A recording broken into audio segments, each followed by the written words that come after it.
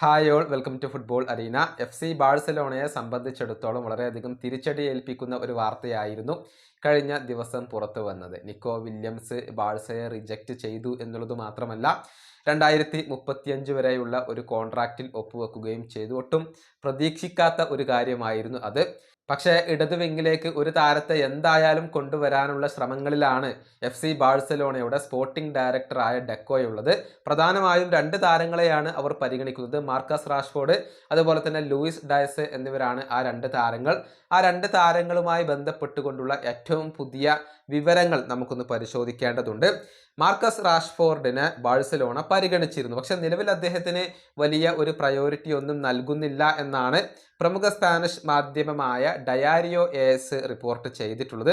പകരം ലിവർപൂളിന്റെ Colombian super താരമായ Luis ഡയസിനെ കൊണ്ടുവരാനാണ് ബാഴ്സലോണ ഇപ്പോൾ ഉദ്ദേശിക്കുന്നത്. ഇതുമായി ബന്ധപ്പെട്ടുകൊണ്ടുള്ള ചില അപ്ഡേറ്റുകൾ മാധ്യമപ്രവർത്തകനായ ഫെർണാണ്ടോ പോളോ നൽകിയിട്ടുണ്ട്. അതായത് ഡയസിനും FC ബാഴ്സലോണയിലേക്ക് വരാൻ താല്പര്യമുണ്ട്. അതുകൊണ്ട് തന്നെ ക്ലബിലേക്ക് വരാൻ വേണ്ടി വലിയ ഡിമാൻഡുകൾ ഒന്നും അദ്ദേഹം വെക്കില്ല എന്നത് ബാഴ്സലോണക്ക് ഉറപ്പാണ്.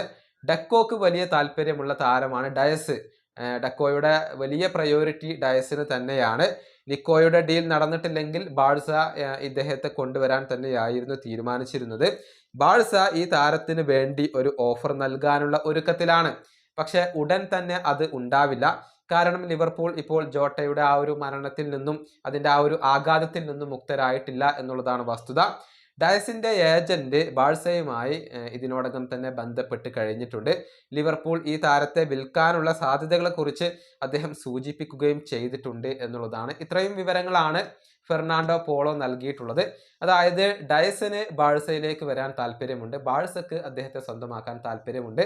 പക്ഷേ ലിവർപൂൾ ഈ താരത്തിന് വേണ്ടി എത്രത്തോളം വലിയ ഒരു തുകയാണ് ആവശ്യപ്പെടുക എന്നുള്ളത് കാത്തിരുന്ന് കാണേണ്ട കാര്യമാണ്. കൂടാതെ രജിസ്ട്രേഷൻ പ്രോബ്ലം അതൊരു തടസ്സം കൂടിയാണ്. അതൊക്കെ പരിഹരിക്കപ്പെട്ടാൽ മാത്രമാണ് ഡയസ് ബാഴ്സ എന്ന ക്ലബിലേക്ക് എത്തുക. ഈ വീഡിയോ അവസാനിപ്പിക്കുന്നു. അടുത്തൊരു വീഡിയോ വീണ്ടും കാണാം.